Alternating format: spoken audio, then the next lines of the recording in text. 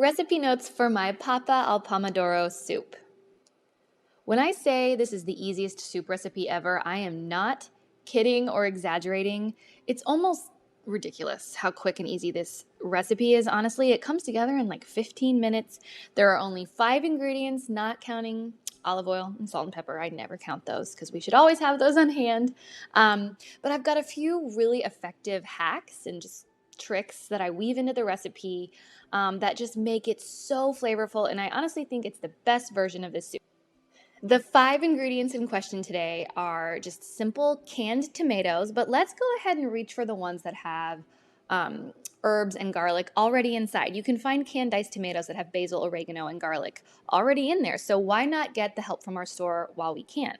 We're also going to use garlic bread instead of just a regular loaf of bread because, again, let's get as much flavor into each of these ingredients as we possibly can. We're also going to use lots of olive oil. It starts the dish and it finishes the dish. I like to drizzle a little bit over the finished product when I'm all done. It looks beautiful and it tastes really good as well. And back to that garlic bread, not only is it going to thicken the soup itself, it is a bread soup after all, that's what Pappa al Pomodoro is, but I also like to save about half of those croutons that we toast up and use them as a topping for the soup, so you get crunch as well. So it's like one ingredient used in 2 ways, which we always love.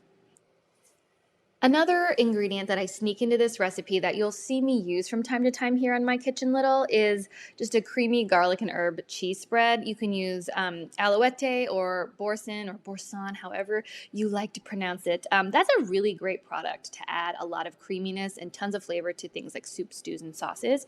And it really takes this Pappa al Pomodoro up and over the top. So if you can't get to Tuscany right now, this is a great recipe to kind of get a little taste of Tuscany right in your own kitchen. This is a truly classic Tuscan recipe. It's so simple, it's rustic, which really is the hallmark of Tuscan cuisine. But thanks to a couple little tricks of mine, I really think this is the most delicious Pappa al Pomodoro recipe you're ever going to try.